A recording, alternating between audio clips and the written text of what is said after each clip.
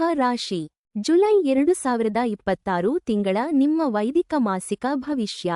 July ನಿಮ್ಮನ್ನು ನಿಧಾನವಾಗಿ, ಮಿತವ್ಯಯದಿಂದ ಮತ್ತು ನಿಮ್ಮನ್ನು ನೀವೇ ಕಾಳಜಿ ಮಾಡಿಕೊಳ್ಳಲು ಕೇಳುತ್ತದೆ ಮತ್ತು ಹಾಗೆ ಮಾಡಿದ್ದಕ್ಕೆ ಪ್ರತಿಫಲ ನೀಡುತ್ತದೆ. ಶನಿ ನಿಮ್ಮ 8ನೇ ಮನೆಯಲ್ಲಿ ಕುಳಿತಿದ್ದು, ಇದು ಅದರ ಅತ್ಯಂತ ಕಠಿಣ ಸ್ಥಾನಗಳಲ್ಲೊಂದು. ಅಷ್ಟಮ ಶನಿ ಹಂತ, ನಿಧಾನವಾದ ಶ್ರಮ, ಆರೋಗ್ಯ ಮತ್ತು ಹಣದ ವಿಷಯದಲ್ಲಿ ಎಚ್ಚರಿಕೆಯ ಅಗತ್ಯ, ಹಾಗೂ ದೊಡ್ಡ ಅಪಾಯಗಳು ಮತ್ತು ಸಂಘರ್ಷಗಳನ್ನು ತಪ್ಪಿಸುವ ಬಲವಾದ ಆಹ್ವಾನವನ್ನು ತರುತ್ತದೆ. ನಿಮ್ಮ ಅಧಿಪತಿಯಾದ ರವಿ ಕೂಡ ನಿಮ್ಮ 12ನೇ ಮನೆಯಲ್ಲಿ ಸದ್ದಿಲ್ಲದೆ ಇದ್ದು, ಸಾಮಾನ್ಯ ಚೈತನ್ಯವನ್ನು ಕಡಿಮೆಗೊಳಿಸಿ ವೆಚ್ಚಗಳನ್ನು ಏರಿಸುತ್ತದೆ. ಆದ್ದರಿಂದ ಶಕ್ತಿಯನ್ನು ಹೊರಗಿನ ಬದಲು ಒಳಮುಖವಾಗಿ ವ್ಯಯಿಸುವುದು ಉತ್ತಮ. ಪ್ರಕಾಶಮಾನವಾದ ಸಮಾಧಾನ. ಶುಕ್ರ 5ರಂದು ನಿಮ್ಮ ರಾಶಿಗೆ ಪ್ರವೇಶಿಸಿ, ಗಂಭೀರತೆಯ ನಡುವೆಯೂ ವೈಯಕ್ತಿಕ ಆಕರ್ಷಣೆ, ಸೌಮ್ಯತೆ ಮತ್ತು ಸಣ್ಣ ಸುಖಗಳನ್ನು ನೀಡುತ್ತದೆ.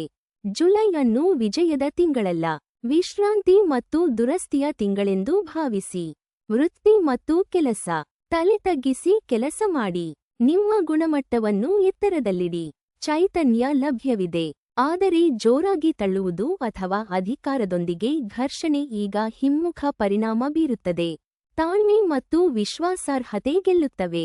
ದೊಡ್ಡ ಆರಂಭಗಳು ಮತ್ತು ಅಪಾಯಕಾರಿ ಬದ್ಧತೆಗಳನ್ನು ತಪ್ಪಿಸಿ, ನಿಮ್ಮ ಬಳಿ ಇರುವುದನ್ನು ಗಟ್ಟಿಗೊಳಿಸಿ.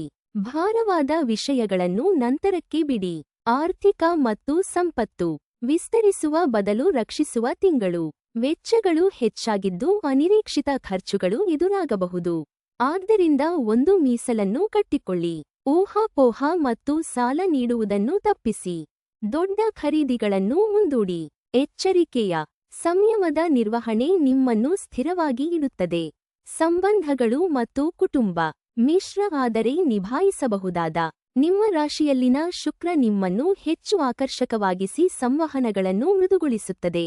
ಆದರೂ ಸಂಗಾತಿ ಸಂಬಂಧಗಳು ಅಸ್ಥಿರವಾಗಿ ಅನಿಸಿ ಹೆಚ್ಚಿನ ತಾಳ್ಮೆ ಮತ್ತು ಪ್ರಾಮಾಣಿಕತೆಯನ್ನು ಬೇಡಬಹುದು. ಪರಿಹಾರಗಳನ್ನು ಬಲವಂತ ಮಾಡಬೇಡಿ. ಮೃದುವಾದ ಸ್ಥಿರತೆ ನಿಮ್ಮನ್ನು ಮುಂದೆ ಸಾಗಿಸುತ್ತದೆ. ಆರೋಗ್ಯ ಮತ್ತು ಶಕ್ತಿ ಈ ತಿಂಗಳ ಅತಿ ಮುಖ್ಯ ಆದ್ಯತೆ. ಶನಿಯ 8ನೇ ಮನೆಯ ಒತ್ತಡ ಮತ್ತು ಶಾಂತವಾದ ರವಿ ಎರಡೂ ಇರುವುದರಿಂದ ನಿಮ್ಮ ಶಕ್ತಿಯ ಸಂಗ್ರಹ ಕಡಿಮೆಯಾಗಿದೆ. ಪೂರ್ಣವಾಗಿ ವಿಶ್ರಾಂತಿ ಪಡೆಯಿರಿ. ಲಕ್ಷಣಗಳನ್ನು ಕಡೆಗಣಿಸಬೇಡಿ ಮತ್ತು ತಪಾಸಣೆಯ ಬಗ್ಗೆ ಯೋಚಿಸಿ. ಕ್ರಮಬದ್ಧ ನಿದ್ರೆ, ಹಗುರ ಆಹಾರ ಮತ್ತು ಶಾಂತ ವೇಗ ಈಗ ನಿಜವಾದ ಔಷಧ. ಮನಸ್ಸು ಮತ್ತು ಆಧ್ಯಾತ್ಮಿಕ ವಿಪರ್ಯಾಸವೆಂಬಂತೆ ಸಮೃದ್ಧ. ಒಂದು ಸಹಜ ನಿರಾಸಕ್ತಿ ನಿಮ್ಮ ಮೇಲೆ ಆವರಿಸಿ, ಅಹಂಕಾರವನ್ನು ಸಡಿಲಿಸಿ. ನಿಜವಾದ ಆಧ್ಯಾತ್ಮಿಕ ಬೆಳವಣಿಗೆ, ವಿಶ್ರಾಂತಿ ಮತ್ತು ಹಳೆಯ ಭಾರವನ್ನು ಬಿಡುಗಡೆ ಮಾಡುವ ಬಾಗಿಲನ್ನು ತೆರೆಯುತ್ತದೆ. ಧ್ಯಾನ, ದಾನ ಮತ್ತು ಶಾಂತ ಸಾಧನೆ ಆಳವಾಗಿ ಸರಿಯೆನಿಸುತ್ತವೆ. ವಾರ 1 ಜುಲೈ 1ರಿಂದ 7. ಶಾಂತವಾದ ದಣಿವಿನ ಆರಂಭ. ವಿಶ್ರಾಂತಿ ಪಡೆಯಿರಿ.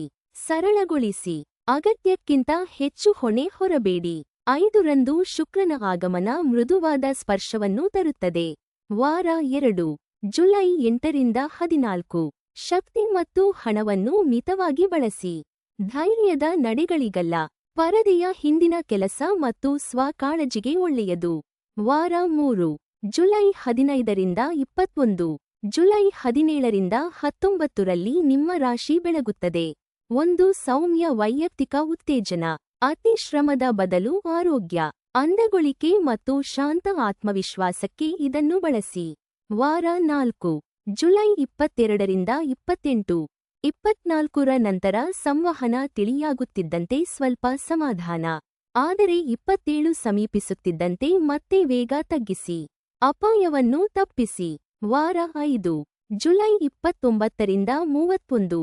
ಚಿಂತನಶೀಲ, ಪುನಶ್ಚೇತನದ ಮುಕ್ತಾಯ. ಭಾರವಾದದ್ದನ್ನು ಬಿಡುಗಡೆ ಮಾಡಿ. ವಿನಮ್ರ ಸಂಕಲ್ಪಗಳನ್ನು ಮಾಡಿಕೊಳ್ಳಿ. ನಿಮ್ಮ ಆರೋಗ್ಯ ಮತ್ತು ನಿಮ್ಮ ಶಾಂತಿಯನ್ನು ಕಾಪಾಡಿಕೊಳ್ಳಿ. ಈ ಋತುವನ್ನು ಬಲದಿಂದಲ್ಲ, ತಾಳ್ಮೆಯಿಂದ ಗೆಲ್ಲಬೇಕು. ಒಂದು ಸ್ಥಿರವಾದ ಸಂಜೆಯ ಅಭ್ಯಾಸ, ಕೆಲವು ಶಾಂತ ಕ್ಷಣಗಳು ಮತ್ತು ಒಂದು ದಯೆಯ ಕಾರ್ಯ ಶನಿಯ ಋತುವನ್ನು ಬೇರೆ ಯಾವುದಕ್ಕಿಂತಲೂ ಹೆಚ್ಚು ಸುಲಭಗೊಳಿಸುತ್ತದೆ.